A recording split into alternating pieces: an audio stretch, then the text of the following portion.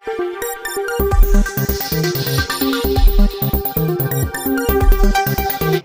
देखिए, आज हमने और हमारे कप्तान साहब ने, हम दोनों ने जॉइंटली स्वार जो विधानसभा है और स्वार ये नगर पालिका है, उसकी सारी स्थितियों को देखा है। हम लोगों ने एक डिटेल मीटिंग ऑब्जर्वर्स के साथ में, सभी प्रभारी अधिकारियों के साथ में, सभी उप जिलाधिकारियों के साथ में, सभी आरओज़ के साथ में किया था और उनको बताया था कि क्योंकि अब हम चुनाव के अंतिम चरण में हैं, जो हमारी तैयारियां लगभग पूरी हो चुकी हैं, तो अब हम लोग फील्ड वेरिफिकेशन के लिए निकलेंगे। तो हमारा स्वार जो विधानसभा का उपचुनाव है, उसमें जो हमारे 3 वल्नरेबल विलेजेस हैं, उसका हमने आज इंस्पेक्शन किया है। लोगों से बात की है कि चुनाव में कोई व्यक्ति किसी को परेशान ना करे, किसी को वोट डालने से ना रोके, धमकाए ना।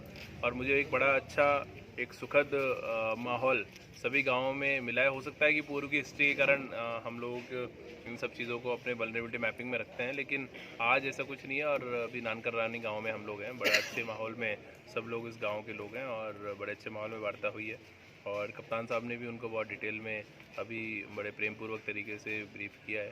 तो हमें लगता है कि हम लोग नगर पालिका के इलेक्शन हो, चाहे स्वार का हो, बहुत अच्छा शांतिपूर्वक निष्पक्ष इलेक्शन कराएंगे, लोगों को एक अच्छा माहौल देंगे। नगर पंचायतों के अंदर आचार संहिता के उल्लंघन की कुछ खबरें आ रही हैं? ऐसी कोई खबर नहीं है। नगर पंचायत चुनाव आप जानते हैं बहुत छोटा होता है और डोर टू डोर कैंपेनिंग का चुनाव होता है, ऐसी कोई खबर नहीं है।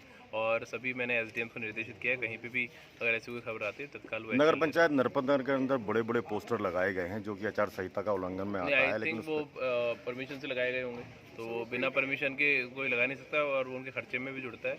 और एक बार फिर भी हम इसको चेक करा लेंगे। Thank you sir. देखिए, ऐसा है भी जैसा जिलाधिकारी महोदय ने बताया कि गांव का माहौल बहुत अच्छा है और अगर कोई ऐसा सोचता है तो उसके लिए हमारी पूरी तैयारी है।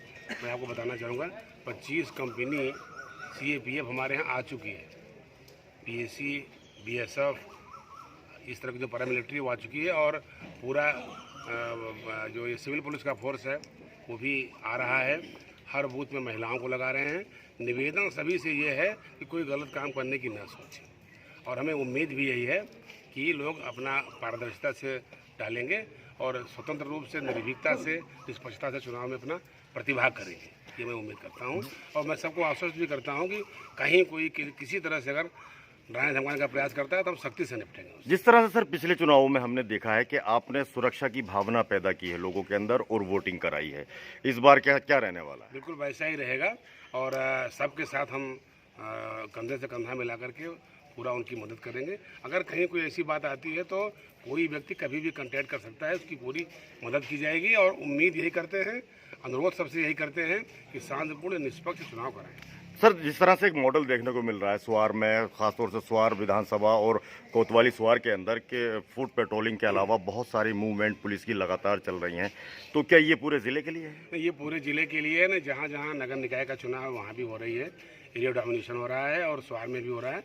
वो केवल यही बताने के लिए है कि एक सुरक्षा का माहौल बने। माहौल इतना पर्याप्त मात्रा में फोर्स आया, 25 कंपनी बहुत होती है एक विधानसभा के लिए, तो उसका मैसेज यही देना है कि सुरक्षा का माहौल बने और निष्पक्ष और निर्भीक होकर लोग अपना वोट डालें। कोई किसी को भयक्रांत न करे या किसी को किसी तरह से लालच लोभ दे करके उनके मत को प्रभावित न करें। Thank you sir.